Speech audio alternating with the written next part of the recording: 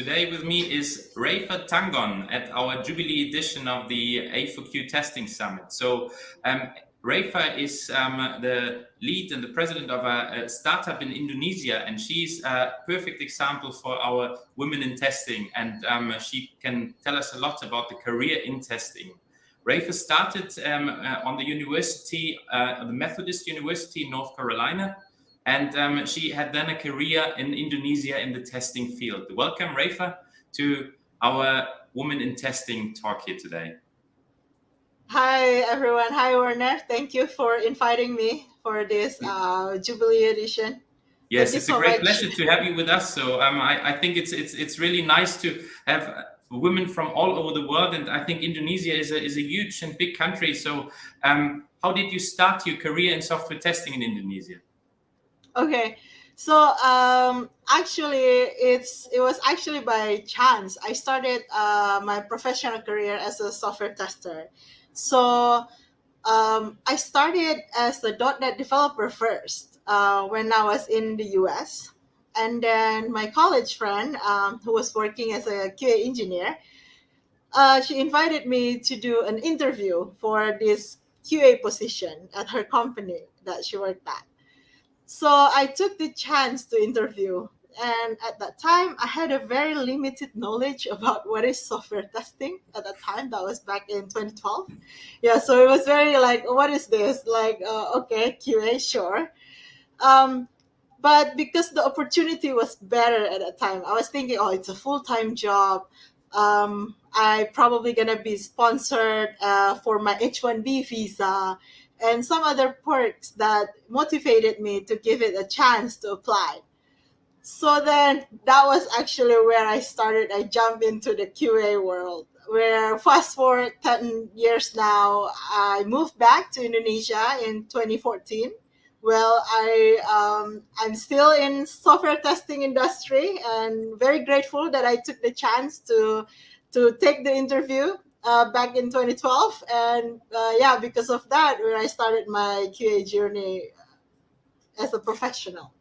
Very Yeah. nice. That's very interesting. And so you moved from US to Indonesia and started your business over there, right? Yes. When I moved back to Indonesia back in 2014, I was quite nervous actually because I didn't know how the layout of software testing in Indonesia. So I thought that I wouldn't be able to get a job as a software tester. So that's why I was still working actually at the company that I was working in the US. And then I was introduced to some other consulting company. So that's where I started my journey in Indonesia. And then when I was working in one of the quite huge actually consulting company, it was McKinsey. And then where I had an idea. I was like, oh, I never meet any QA here. Where are they? What are they doing? So that's where I started actually a community of QA. So I see. That is ISQA or yeah, is the ISQA? Okay. yeah, that's the ISQA where I started this community to have the at first just kind of to meet other people on the same professional background as me, but then now it becomes such a huge community, one and only. Now we have a lot of branches in Indonesia. You have more than 7,000 members in ISQA now, right? So you are one of the leading persons, the organizer of this group, and I think that shows that there were a few testers around, right? Yes. I thought it was very a small group of people, but as we grow, there are a lot of testers now.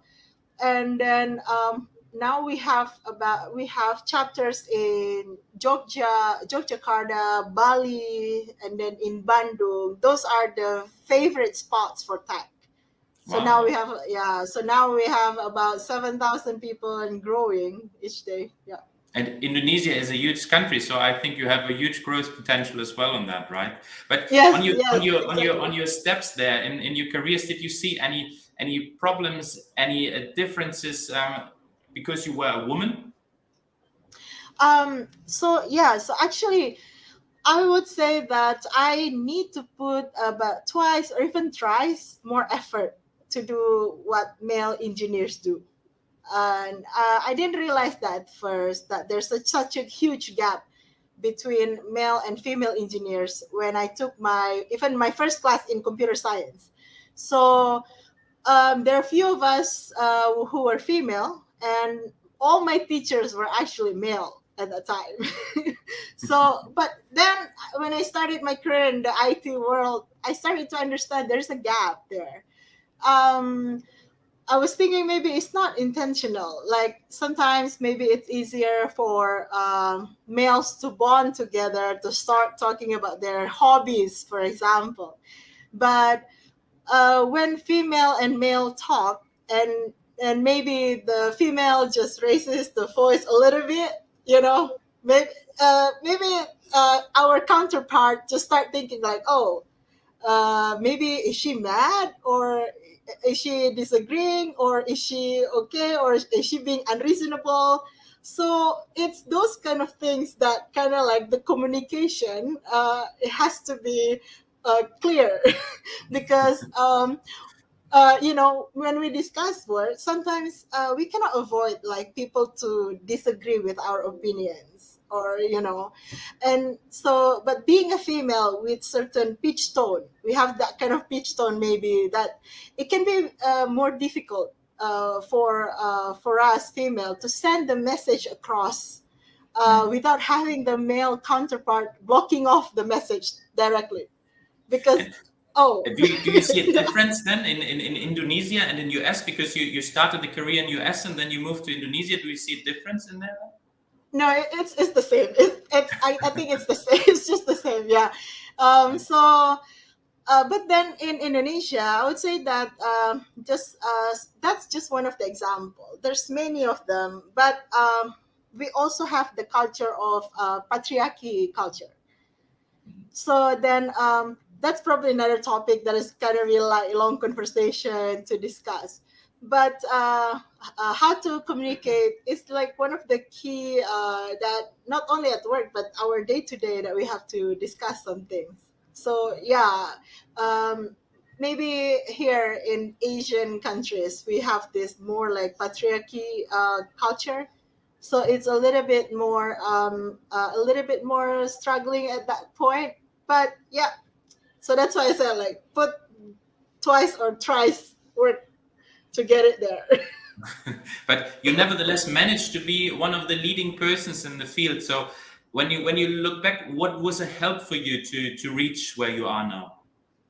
um so I would say that I went through all the QA engineers roles. I started as QA engineer. And then I got promoted to as a lead, and then head of QA, and then my last position was principal QA engineers. But before I started my own consulting company. But then let's say I would start with some of the maybe negative examples, so we can end it with positive notes. A couple of maybe negative experience that I have encountered is that all my work has been challenged quite more often by male counterparts. Sometimes it makes me second guess myself, like, is my approach wrong? Am I not experienced enough for this job? Or like, those kind of doubts started to happen.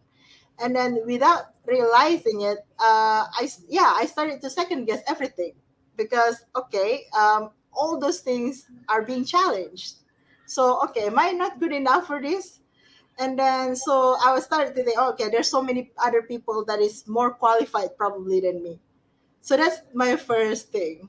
And second thing is kind of like, um, some of my work has been discredited by a lot more of my male counterparts actually. So that's a lot of struggles there. So claim it as their own.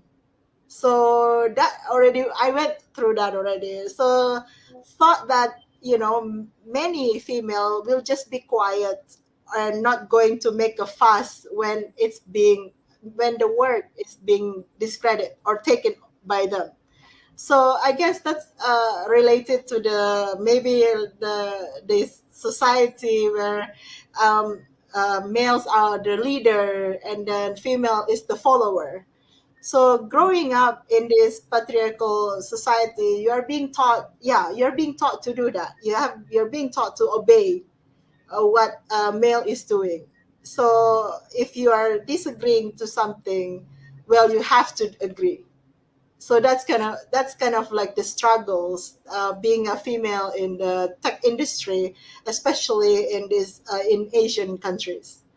And But what would you recommend? yeah. What would you recommend ladies who are in that? Because do you see a change happening there, or what would you say um, a person who is seeing that problems what she should do? So yeah. So in the positive notes or from those negative experience that I have encountered, um, that's why I put QA like forward, like at least at the same amount of pay. When I was still working as in like in private companies, I tried to push that forward by having like ISQA, like having this monthly meetup, all creating this community. Try to start it, introduce QA to university to make sure that QA is not only a chapter in a book, but it's actually a class of its own. So starting to kind of like make that the thought that QA is not the second class citizen here. We are equal in the development world. So having that also, the last thing that I put on was working with getting this ISTQB certification. That's the last thing that to say that hey, we do have international standards that can certify yourself, so then you can actually put above all of that. So then Hmm. yeah, so to say that there's a shift, there is a shift. I could say there is a shift already. There's some of the great male leaders that I've encountered. They're very open-minded, that they understand there's the gender equality here.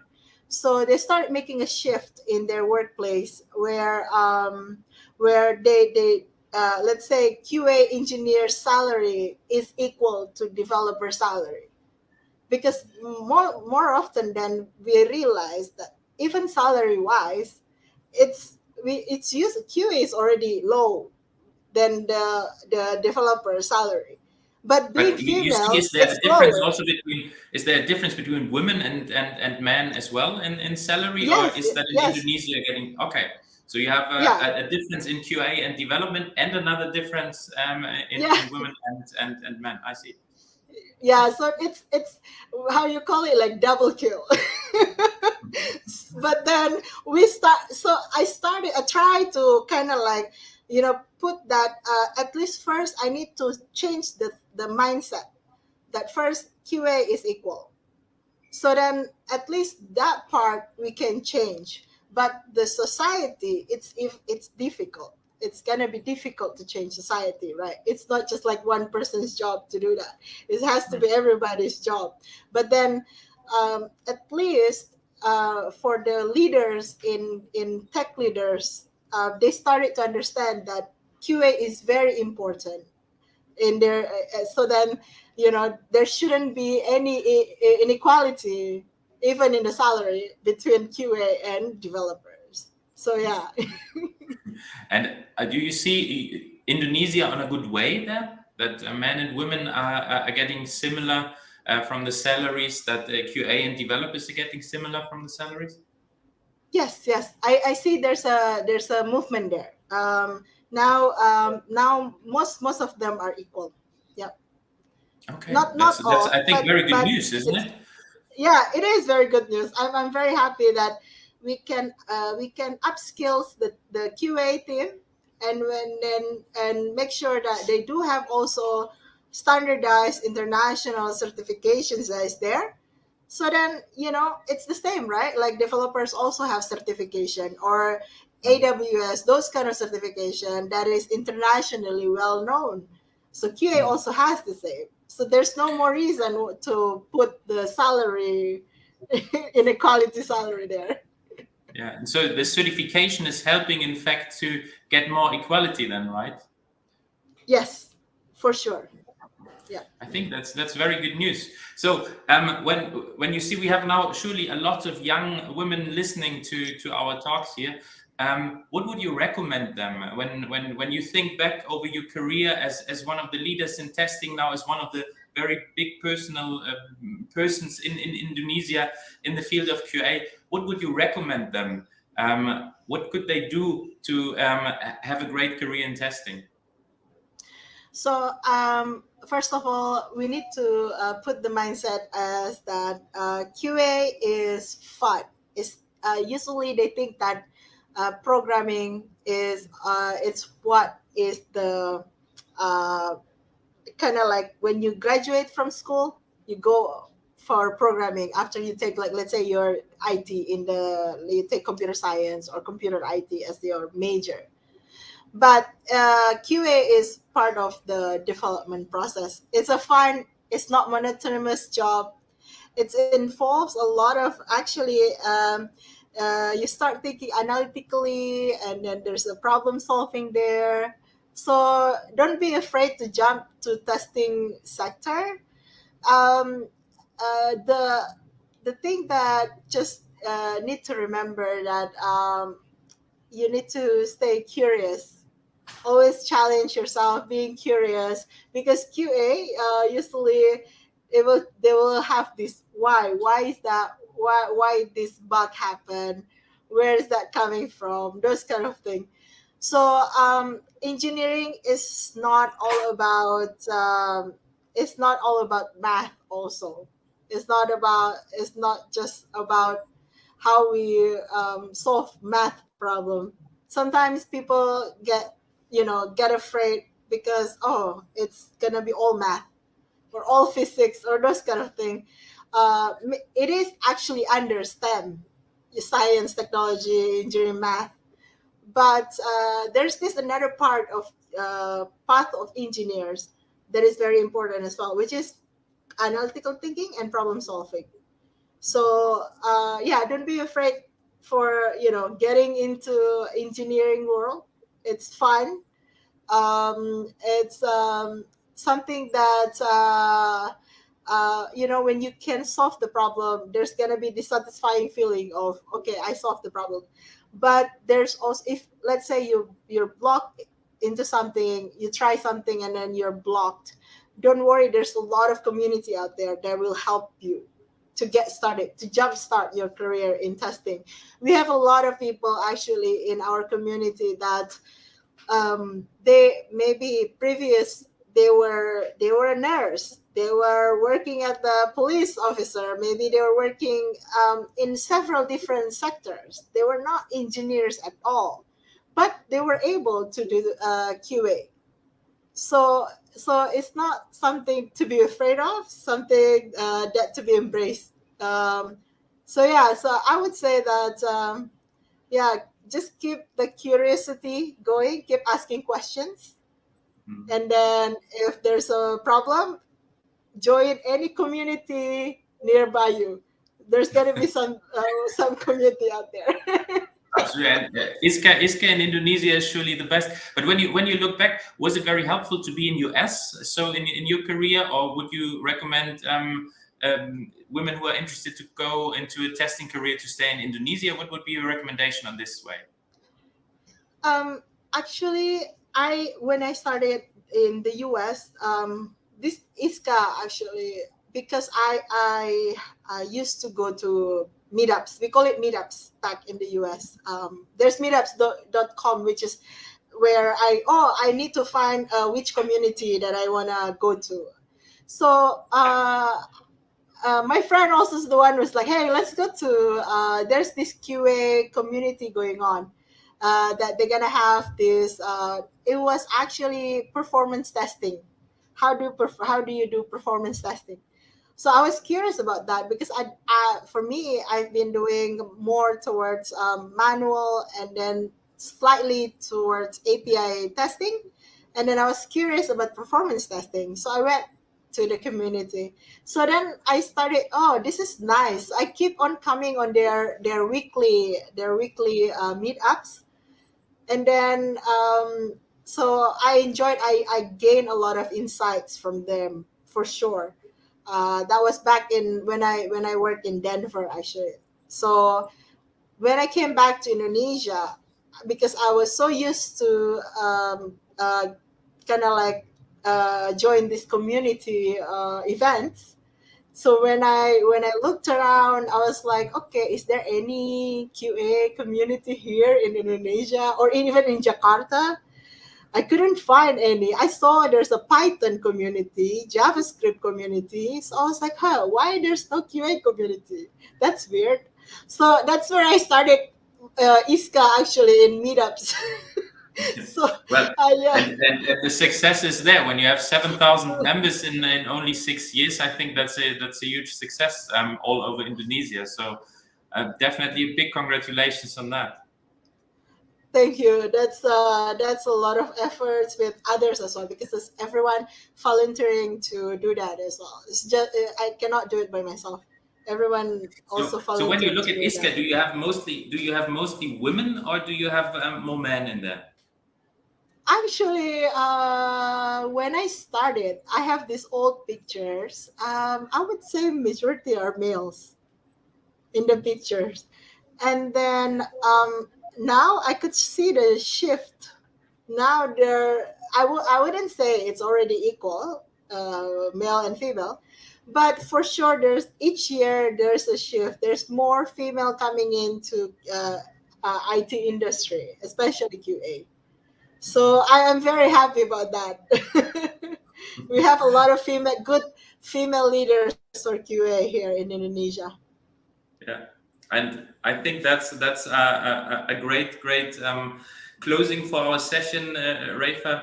It has been a pleasure to have you here with us. I think you gave great insights for women in testing, and yeah, I think it should be a push for women to go into this career because testing is a great thing, QA is a great thing, and I think you are a perfect example why you should go that way, and that there is a great success also connected in testing, and to be the leader in testing. Reifa, many thanks for being our guest here today, and I'm looking forward to see you in Jakarta next year. So yeah, we are going on with our Jubilee edition here in Marrakesh. All right, thank you so much for